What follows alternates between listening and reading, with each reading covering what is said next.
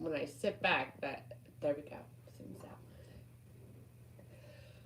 Oh, I am going to give everybody a little bit of time to come on while I get comfy as well. I am right on time as always. However, my tea was still in the kitchen being prepped. So a couple moments, and as I do, I'm going to share the YouTube video link into my Goddess Tribe on Telegram. It's a free group where you can come together with other goddesses that are also looking for and finding their power on this journey, this twin flame journey, which those who are really on the journey know that a twin flame journey is a self-love empowerment journey. That surrendering, that letting go, that really having to see yourself in all ways, because it's time to heal yourself and love yourself in all ways. With that, let me get this shared. Live, share. And as you come on, please say hi. When you watch the replay, please say hi. I definitely respond to comments. I am catching up on my For You Friday cards. I haven't quite been led to be doing the Masculine Monday messages yet lately. I know that my focus and energy and attention is really truly on the goddesses right now, the rising of the divine feminine. It is about you, boo. It's about you. And you reclaiming your power. He can't do that for you. He's, besides, right? He's over there really working on reclaiming his power. All right? So, you're here to do the same. All right, got it. And live on YouTube. Just a momentito. Also,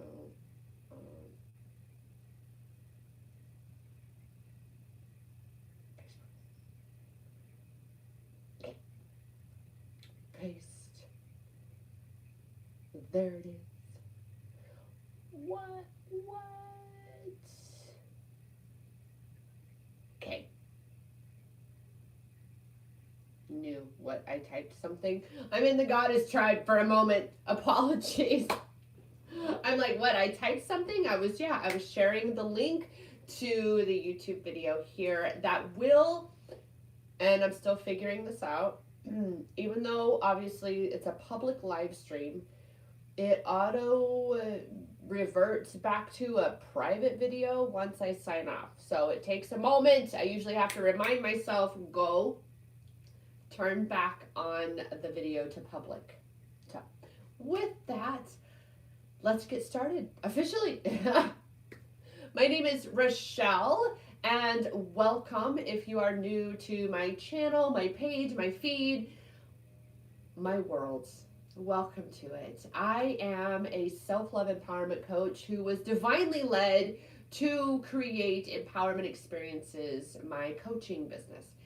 And I actually am realizing as I'm telling that I don't actually have a video or a blog post that's really the whole story, the whole very divinely guided story of the creation, the bringing into fruition this empowerment experiences movement, this journey of this business, right? And of course, all that has led to this challenge that I am doing right now.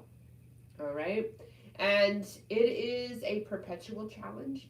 It has a perpetual giveaway, because your self-love empowerment journey is a perpetual journey. It is a perpetual journey of unlearning who you're not and learning who you are. Letting go of the habits and the thoughts and the beliefs that keep you in that old and out of who you truly are. And this is why twin flames are here. We're here to come home to ourselves. That's why this journey is so challenging. Oh, thank you, Goddess. Goddess Anna? I believe I do my little wave there, right? Coming home to yourself.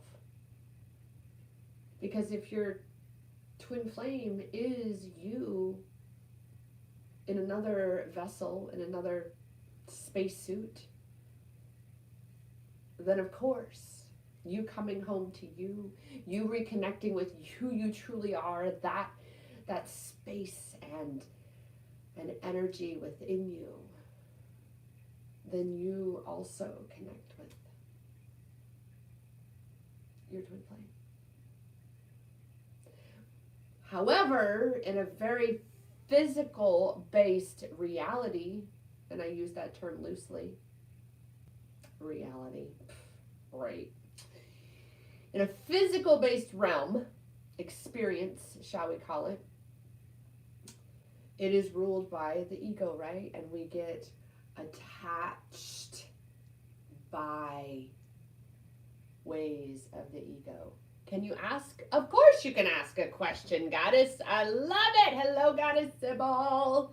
Yes, yes. And that's what I encourage when you get your emails while she's sending that question to me. When you get your emails for the challenge and you have questions, send me.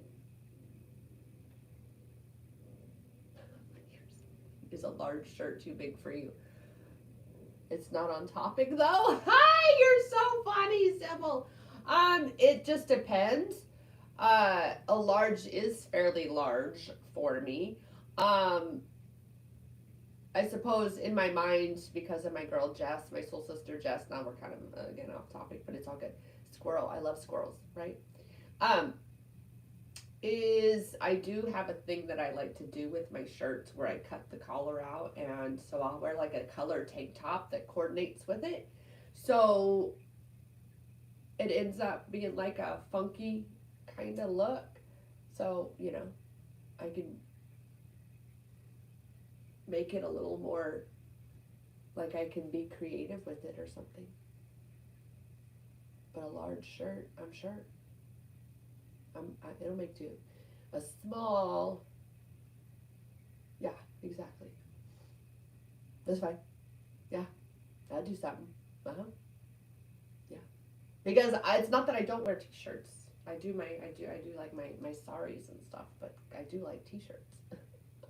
In fact, there's things that are brewing that are being, that are seeds planted. Let's just say seeds are planted. There's some things brewing with regards to shirts and things like that, and bringing that personalization of these t-shirts and stuff along with that. So that's just a little, that's to come, right?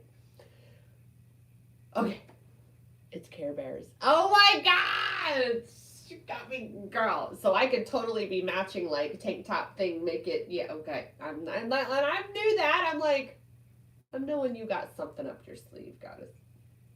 I have the best clients ever. Ever. Always have the best. All right, that said, I'm not even sure where I was. And that's such a beautiful real-time lesson. Real-time learning experience to just go with the flow. You hear the music, the sound, the water, going with the flow. Yet, the ego doesn't really like to go with the flow. How perfect there. It's all tied together, right? It doesn't like to go with the flow. The ego likes to control everything. Yeah. The ego wants to know all the details, exactly what's going to happen, why it's going to happen, why it happened that way, why can't I change it, and become obsessed with living in the past experiences of what it has done wrong, all these things. All these things. So I'm going to take a pause, a moment, and we'll all take a moment and just kind of come back into center. I have Even my spoon still in, my honey spoon still in here because I was like, it's 10, I gotta go.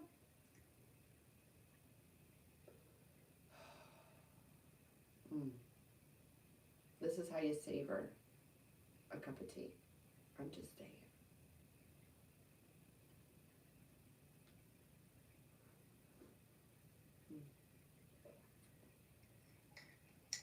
You need to stir that honey in there.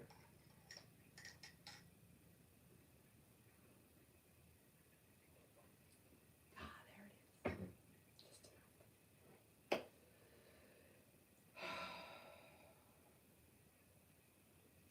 So day 4, meditation. Breaking down the walls of limitations put in place by the ego. And when I say by the ego, that includes, again, this ego-rooted reality in which we live, or exist, or experience, or have our human experience, because that's what we're here for, is this human experience. Okay. I need another sip. That was my first sip, just so you know. All right. I'm not going to pretend or deny that off subject threw me off subject. Goddess Sybil. It's all good. It's all good. All right. I'm going to look now at the email because I wanted to read the quote that is in it. It's understanding, again, in this physical world, this ego-based physical reality, that the ego really lives from those lower frequencies. The ego lives in what is called a comfort zone. Except, here's the catch. The comfort zone is not comfortable, is it? What makes the comfort zone for the ego? That it's familiar. You see, what we tend to do is we will continue to do the same thing day in and day out, live the same life, Groundhog Day, over and over and over, because we are afraid of what is different, afraid of stepping out of the comfort zone and experiencing something new. Because according to the ego, new actually most often equates to dangerous because it's unfamiliar. So your ego is going to do everything it can to keep you out of that which you desire because it's not familiar. And instead, it's going to keep you in this space, which is actually this space. Whereas this vision, this what you desire, you can only experience it in your mind to a certain extent. You could never know everything that is going to happen and that could happen. In that, oh, excuse me. Oh my goodness. I know that yawn is definitely something to amplify that spot right there because, yeah, my ego, especially with what's been happening in the world. Okay. Yeah.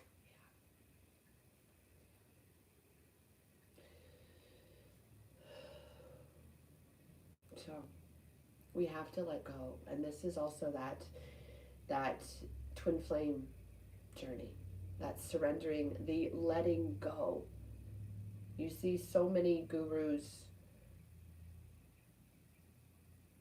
they want to tell you that you got to keep holding on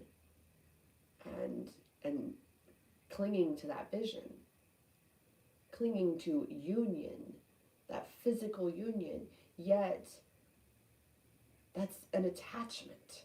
That's an ego-rooted attachment. You gotta let go. It doesn't mean that you don't love him. It doesn't mean that you don't want that vision. It just means that you know that you holding so tightly to it, you're squeezing the fucking life out of it. And that by you focusing on something that's going to happen outside of you, you're not really connecting with what's inside of you. Right? We're focusing on the external of our counterpart, not the internal of the connection with our counterpart. And one of the greatest hurdles of this inner connection, of connecting within, is fear of feeling the pain. Even though the comfort zone is riddled with pain, isn't it? Because it's what's familiar.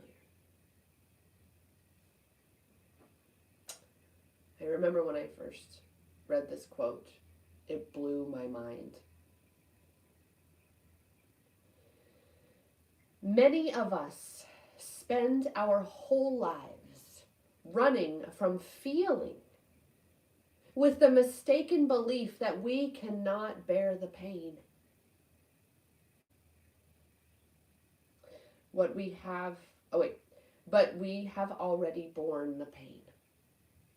We've already birthed it. We've already experienced it before. What we have not done is feel all that we are beyond that pain.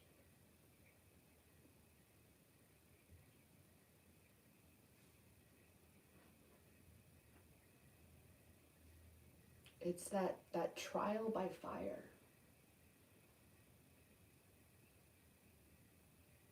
That the only way out is through. It's like, it's exactly, this is why this is the analogy that I use all the time. It's like when you have gotten that wound and it hurts so bad and you don't want to touch it, you don't want anybody to do, just leave it alone, it hurts so bad. The initial wounding, right? That initial boo-boo. And you take the path of not cleansing the wound, not empowering it to be healed, not going through the rest of that path of pain to get to the other side so it can truly, fully heal. But rather, we throw something over it. We throw a Band-Aid, a quick fix. A quick fix. We throw a Band-Aid on it. But don't cleanse the wound. And what ends up happening is that wound then becomes infected because it's not been cleansed.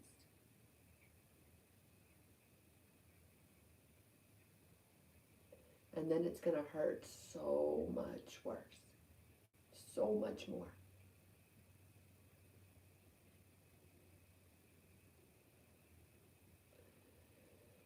And that's why you just keep walking through the thorns. Because you got to go through the thorns to get to the roses, to the blossoms, to the blooms.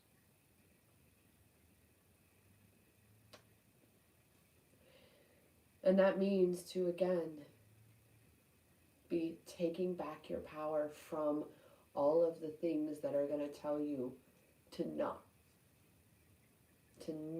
cleanse the wound, to say, this hurts too bad, I can't face it, I can't do it.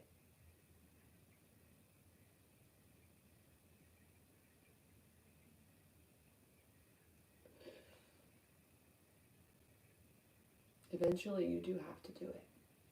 One way or another, that infection catches up to you. And in emotions and energetic side of things, it becomes very toxic. Anger and blame and shame and guilt.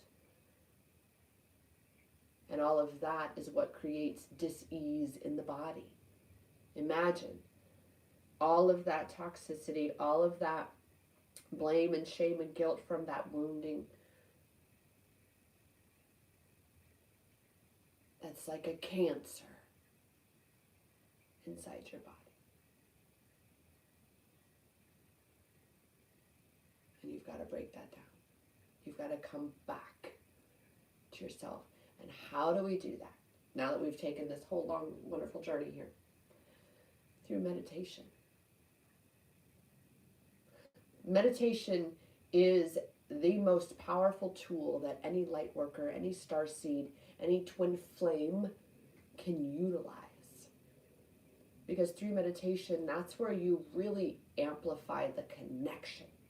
You see, we started this challenge with, yes, of course, you're looking for that confirmation that yes, he is your twin flame, and again, I'm looking to add more to the download. But we started this challenge with that. And then it moves into that awareness space of saying, I really am looking for this empowerment. I really want to feel good and empowered on my journey. I want to feel good in my life no matter what my counterpart is doing. And so I'm ready to detach. I'm ready to let go. Now that I know that we're connected, I can release the attachment that is actually continuing to push us apart energetically and physically. Because it's ego. It's about coming back home to that soul space. So we detach to connect, right? You detach in order to really hone and amplify the connection that's already there and is always there. So we start to look at that. And then we move into those deep breaths because, right, you're going to be hitting those brick walls and you'll be like, oh my God, I don't want to, oh my God, but if I let go, then we'll never be together. And the fear, right, that you feel it, Goddess, right? You feel me when I tell you that it's that free fall. When you really ponder that letting go of him and you start to free fall. And that attachment is going to be with anybody in your life, really. Someone that you are so attached to, that you just adore, that you couldn't imagine your life without them.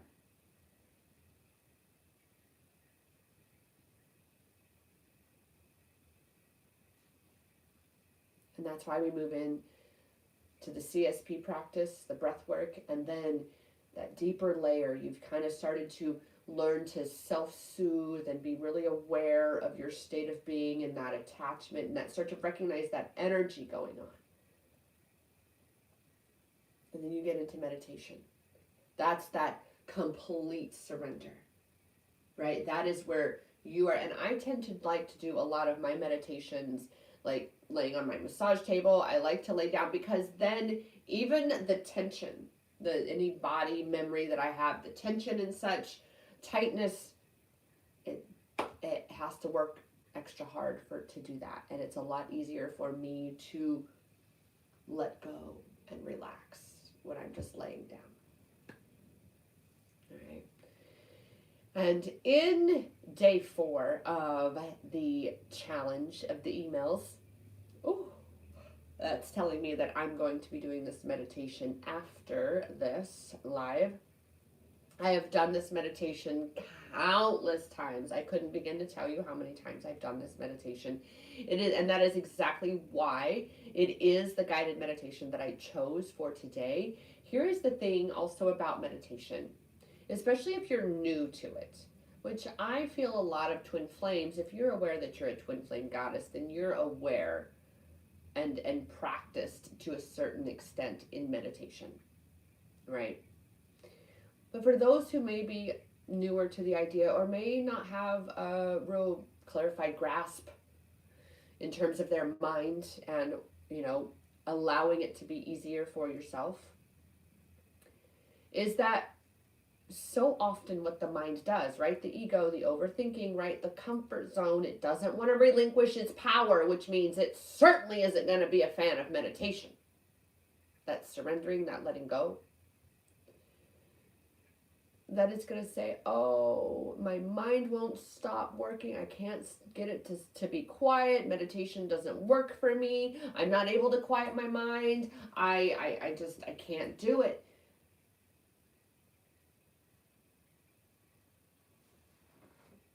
First of all, that's normal. That is how the ego works. Second, your mind is going to wander a lot when you first start meditating. A lot. Don't beat up on yourself. That's where the real test comes in. It's not, and that is what I find as a self-love empowerment coach, is that it's not the front end lesson. It's not the learning the practice. It's the behind the scenes shit, right? It's that behind it going, it's not working for me. I can't do anything right. I'm just fucking it up. Oh my God, I suck at this. And it's that. It's the self-deprecating talk and attitude and behavior towards yourself. That's the real test. That's the real growth space right there, right? That's the real work. Because yeah, you're going to be doing the meditation. You're going to be putting all of these things into practice. But if we're not, because even I have to confess that, you know, these last almost 2 years have really twist, turned, rotated, upside down, inside out in my whole everything. Everything. Because it's taking everything that I know to a whole nother level. It's strengthening me at a whole nother fucking level. And we have to rise to the occasion. That's rise and thrive. Okay? But here's the thing. When we come back into this meditation, when we constantly and consistently practice letting go, then the ego does not have the power over you like it once did. And you are able to surrender in your journey, especially when it comes to your twin flame. I mean, right now, my energy, where I've been, where my connection is, where just everything is right now, I literally feel like I'm walking a tightrope in my life. And beneath me, I just, you know, but at the same time, I see that and then I go, well, oh well though. It is what it is, right? Before, the anxiety that used to consume me years ago, like that's where the CSP practice came from, right? Just a thought of something would send me reeling into a panic attack. Now I'm just kind of like, I'm walking a tightrope in life. Isn't that grand? And then we just flow with it. But that meditation, doing meditation, here's the thing. First of all, if I did first and second, okay. Second, yes, your mind is going to wander. That's what it does. It's a very well-oiled machine by way of it is what has been the dominant driver of your life is your mind. And you are in the process of taking your power back from your mind controlling you and you instead getting control over your mind, because that is something you can control, are your own thoughts, your own energetic state of being. That is what is in your power. But what your counterpart does, what happens outside the world, aside from you drawing to you amazing experiences, that's on you. And it is about that point of attraction in yourself, coming back home and connecting with you. So when the mind wanders during your guided meditations, because that's where you got to start, goddess. I'm telling you right now, when your mind is overthinking and you need to give it something to do during, especially you're just starting this meditation, guided meditations are the way to go, because You are working muscles. You are getting them to go in a direction that they've not gone before. So this is literally like mental gymnastics that you're doing here, right? You are taking your power back from a mind that has been controlling you, creating things in your life you don't like, beating you up, perpetuating all of these self-sabotaging thoughts and behaviors, and you're taking your power back from that. Okay? And again, meditation. So during meditation, during guided meditation, when, not if, when you catch your mind wandering, you are presented with two real, very obvious choices in that moment. Real quick, like we're talking in the mind, right? Really quick moments here. And you catch that your mind has wandered from what I use the meditation artist. She's been from the very beginning with my journey of meditation. She was where I began. Jess Shepherd is her name. And I am definitely one of those, if it ain't broke, don't fix it kind of people. She is so dramatically influenced my meditation journey that I utilize her stuff. She found me at the right time. And it was because of her guided meditations that I can now meditate without being told where to send my mind, that I can literally truly quiet my mind and have nothing in my mind. It's amazing. You can get there though. Guided meditations where we start. So when you find that you have wandered away from what Jess is saying, or anybody else, but in my challenge, it'll be Jess Shepherd is her name. When you find that your mind has wandered from what she's saying and you're like, oh my God. And the mind is going to want to start instantly with beating yourself up, right? Oh my God, see, it's not working. I can't do it right. I don't know what to do and all these things. You are the one in that power reclamation moment, that challenge right there, because that's what that is. It's a challenge, an opportunity for growth, for you to grow stronger. You can instead go, I see you. I see you, yeah, and I caught it. That's the point, is that yes, your mind wandered from the guided meditation,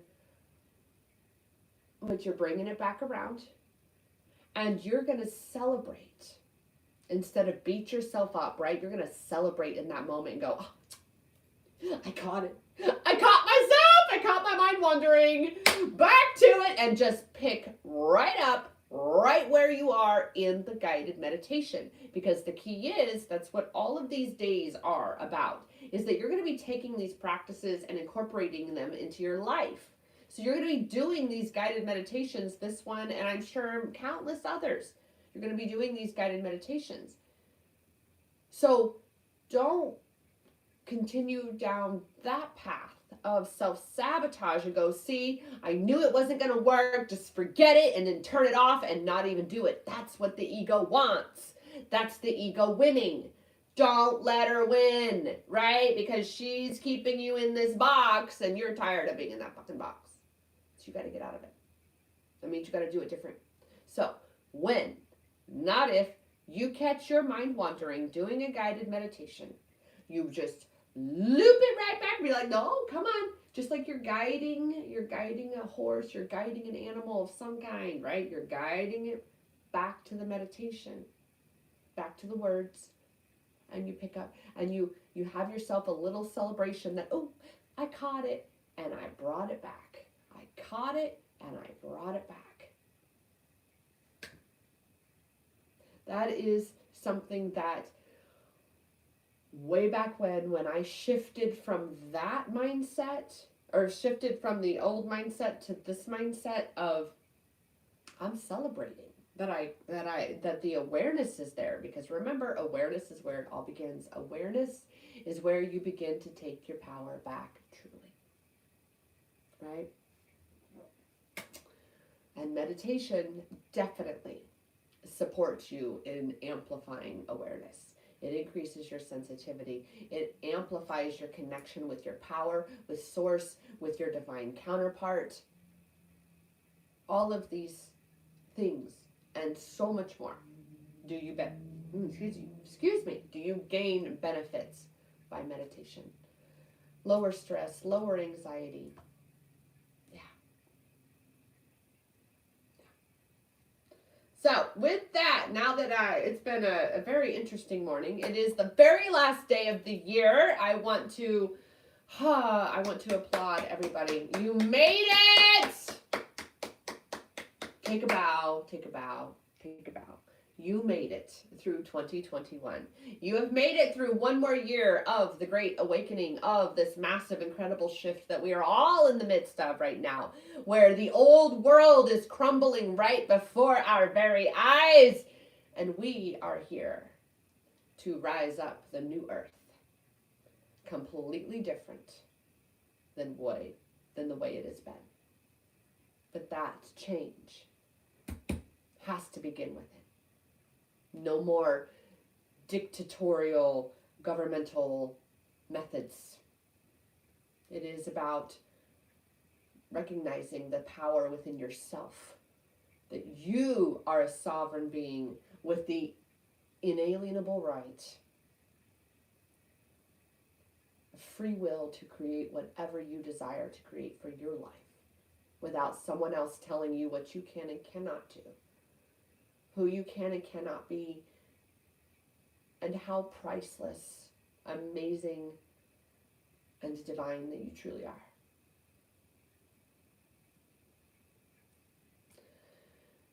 So tap into all of that through meditation. And I will see you next year,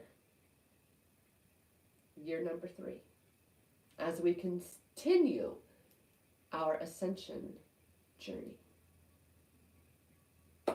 I will see you all back here tomorrow morning. Yes, I will be getting up. I might be in my jammies. I'm not going to lie.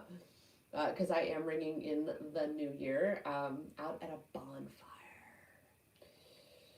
Yeah, there's a few things I want to burn, let me tell you. With that, I will see you all tomorrow morning for the first day of the new year. Until then, I remind you that the power, it is in your hands. The power to create this new earth, the power to step out of that comfort zone and fully spread your wings and fly. Because that power, it's always been inside you. Namaste.